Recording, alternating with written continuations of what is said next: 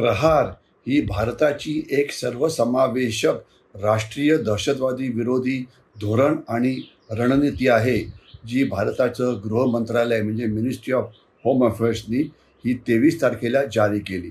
आणि याचा मुख्य उद्देश आहे की झिरो टॉलरन्स फॉर दहशतवाद, म्हणजे दहशतवादाला आम्ही कुठल्याही पद्धतीने सहन करणार नाही. आता प्रहार म्हणजे नेमकं काय आहे?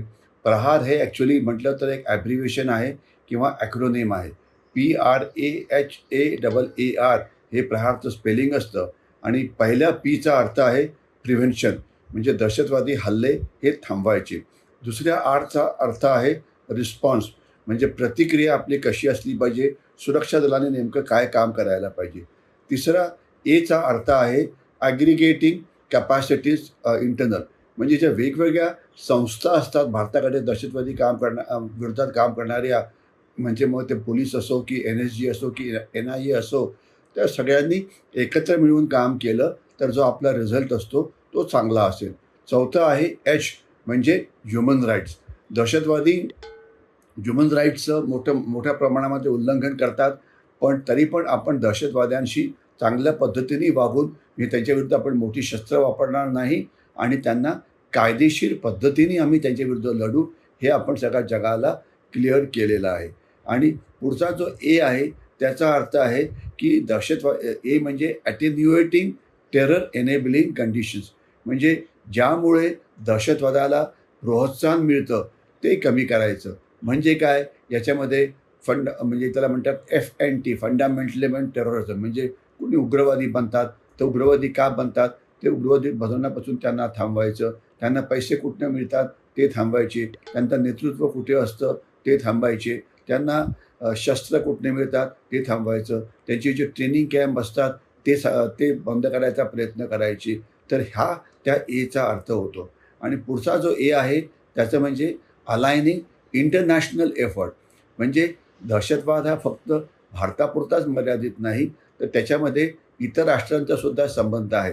उदाहरणार्थ, भारतात जे दहशतवादी येतात ते अर्थातच पाकिस्तानकडनं येतात, काही अफगाणिस्तानमधनं सुद्धा येतात आणि काही समुद्राच्या बाजूने सुद्धा यायचा प्रयत्न करतात, काही म्यानमारच्या बाजूने सुद्धा येण्याचा प्रयत्न करतात. तर हे म्हणजे म्हणून आंतरराष्ट्रीय एकत्र जर प्रयत्न झाला तर त्यांनी सुद्धा दहशतवादाला थांबवण्यामध्ये आपल्याला मोठी मदत मिळेल.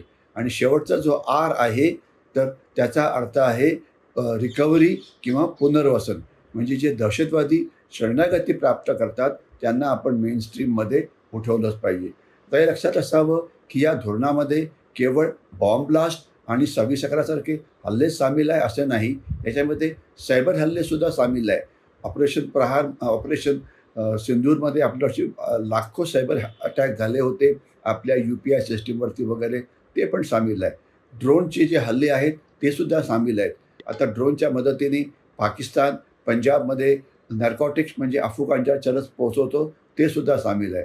याच्याशिवाय डार्क वेबमधून जी क्रिप्टो करन्सीच्या द्वारे गडबड केली जाते ते पण याच्यामध्ये सामील आहे.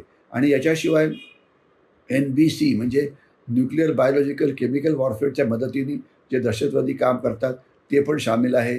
हॅकिंग केलं जातं हे पण सगळं सामील आहे. म्हणजे दहशतवाद्याचं म्हणजे प्रकार, दहशतवादाचं स्वरूप आता खूप बदली होत आहे. केवळ बॉम्ब ब्लास्ट आणि 26/11 हल्ला नाही, परंतु त्याच्यामध्ये अनेक गोष्टी सामील आहेत. आणि आपण हे का आणलं, त्याचं मुख्य कारण असं आहे की दहशतवादावरती एक डेफिनेशन नव्हती, तर जगाच्या समोर आपण आता एक व्याख्या किंवा डेफिनेशन मांडलेली आहे. एक आपली पॉलिसी जगाला जाहीर केलेली आहे आणि जगाला सांगितलेलं आहे की तुमच्याकडनं सुद्धा आम्हाला मदतीची अपेक्षा आहे.